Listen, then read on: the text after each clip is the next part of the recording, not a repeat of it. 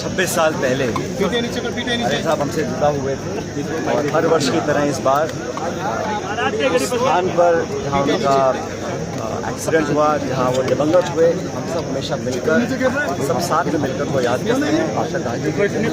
और निश्चित रूप से जो उन्होंने अपने जीवन में किया वो कर दिखाया, संघर्ष शक्ति के साथ उन्होंने अपना जीवन जिया, चाहे वो फौज की सेवा हो, चाहे राजनीतिक सेवा हो, लोगों को हमेशा साथ रखा और उनको आज हम याद करते हैं। मैं अपनी तरफ से और सब लोगों की तरफ से उनको याद करता हूँ, स्मरण करता हूँ, श्रद्धांजलि देता हूँ और उम्मीद करता हूँ कि आने वाली पीढ़ी उनके काम से, उनके संस्कारों से प्रेरणा लेकर आगे देश को बढ़ाने में काम करेंगे। सब सरकारी कार्य से लेकर क्या कहोगे लगातार? सबसे पहले तो आप जानते हैं राज्यसभा के चुनाव चल रहे हैं और समय सीमा से ठीक पहले हमारी मध्य प्रदेश की प्रत्याशी मीनाक्षी जी का जो नामांकन है वो अवैध रूप से उसको कैंसिल किया गया। ये बड़ा प्रत्याशित है कि एक राष्ट्रीय पार्टी का जिसका बहुमत हो उसका नामांकन बिना किसी कारण के कैंसिल किया जाए। और मुझे खेद है बताते हुए कि मीनाक्षी जी जो कारण बताए गए हैं कि उन्होंने कुछ तथ्य छुपाए थे वो सरासर झूठ है। उनके ऊपर कोई मुकदमा, कोई एफआईआर, कोई चार्जशीट, कोई केस, कोई कन्विक्शन नहीं है। कोई एक नोटिस उनको भेजा गया था और सुप्रीम कोर्ट का स्पष्ट निर्णय है कि किसी छोटे मोटे कारण की वजह से त्रुटियां पाकर आप नामांकन रद्द नहीं कर सकते। जिस दिन वो हुआ हम सब लोग निर्वाचन आयोग गए ठीक 1 घंटे बाद और वहाँ पर ताला लगा हुआ मिला, हमको अंदर जाने नहीं दिया। हम सब लोगों ने, वेणुगोपाल जी थे, मैं था, हम सब महासचिव, वो सब नेता वहाँ पहुँचे, हमने धरना दिया। तब जाके तो उन्होंने हमारे आवेदन स्वीकार करने की सहमति दी।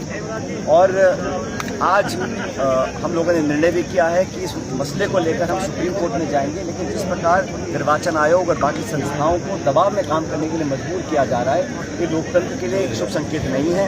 मुझे खेद है कि भारतीय जनता पार्टी की सरकार ने लगातार दबाव बनाया अधिकारियों पर, प्रशासन पर, निर्वाचन आयोग पर और उसी की वजह से इस प्रकार के काम हो रहे हैं। पहले एसआईआर हो, वोटर लिस्ट हो, अनियमितताएं हो, उसका विवरण पूरा देश जानता है। लेकिन अब आप विपक्षी पार्टी का नामांकन रद्द कर दें, ये पहले कभी हुआ नहीं है और मुझे लगता है बहुत बड़ी साजिश है। लेकिन हम न्यायपालिका में भी जाएंगे, लेकिन देश को जागरूक करेंगे किस प्रकार से भारतीय जनता पार्टी अपने विरोधियों को नाजायज तरीके से दबाने की कोशिश कर रही है। बाकी राजस्थान और प्रदेश में जो चल रहा है हम देख रहे हैं, भ्रष्टाचार के इतने सारे खुलासे हो रहे हैं और ये सरकार आंखें बंद कर काम नहीं करने देती, अनसुनी कर रही है सारी बातों को। तथ्य आ गए, मीडिया में प्रकाशित हो गया, लोग पकड़े जा रहे हैं क्योंकि आपसी सरकार में धुंध इतना है, आपसी खींचतान इतनी है कि सत्ता का केंद्र कौन बने। पर इस मसले को लेकर लगातार सरकार में असमंजस बना हुआ है और पूरे देश की जो प्रदेश की जनता है वो पीड़ित है। लूटपाट हो रही है, अत्याचार हो रहे हैं, गोलियां चल रही हैं, बलात्कार हो रहे हैं, महिलाओं दलितों के साथ पूरा शोषण खुलेआम हो रहा है। और आप जानते हैं कि ग्रामीण क्षेत्र में अब नरेगा बंद कर दी गई है और एक नई योजना का नाम से चालू कर रहे हैं। लेकिन ग्रामीण विकास में योजनाएं जो स्वीकृति होती है वो सब ठप पड़े और मुख्यमंत्री जी और सरकार बोलती है कि किसान साल में सिर्फ 20 दिन काम करता है, तो लगातार किसानों की अनदेखी हो रही है। मुझे लगता है कि सरकार बहुत जल्दी अपना इकबाल खो चुकी है, जनता इंतजार कर रही है। चुनाव कराने रहे, ना शासन के करा रहे, ना पंचायत करा रहे, लगातार फटकार पड़ रही है। सुप्रीम कोर्ट आदेशित कर रहा है, फिर भी बहानेबाजी करके चुनाव टाल रहे हैं क्योंकि जनता का आंकड़ों से झेल नहीं पाएंगे। जनता मन बना के बैठी है कि भाजपा को जिस विश्वास कर वोट दिया था वो बिल्कुल टूट चुका है। वो लोग पहले मौके पर कांग्रेस को दोबारा सत्ता में देखना चाहते हैं।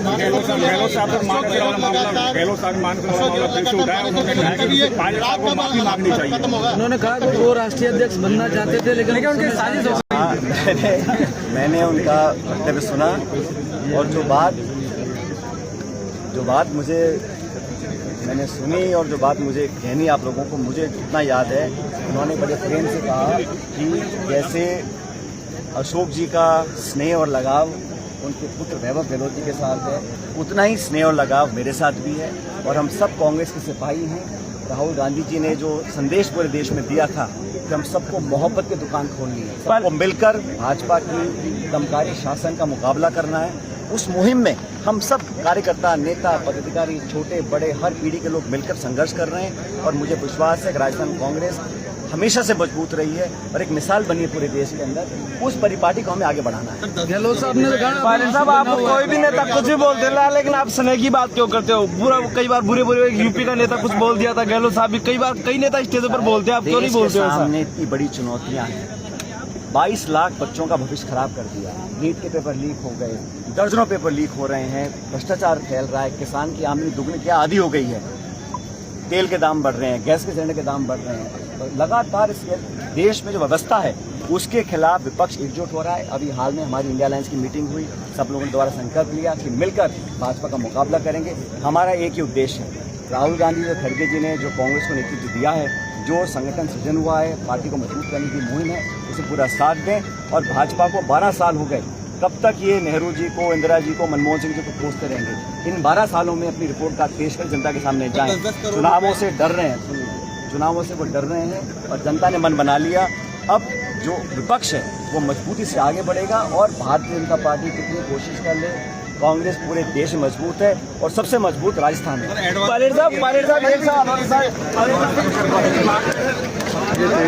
जी जो हरियाणा के अंदर राजेश पायलट जी हैं, उनको उनके पिताजी जिनको श्रद्धांजलि अर्पित करने के लिए यहाँ पर पहुँचे थे, फूल और माला, फूल पुष्पांजलि करके सम्मान दिया गया और श्रद्धांजलि अर्पित की गई थी।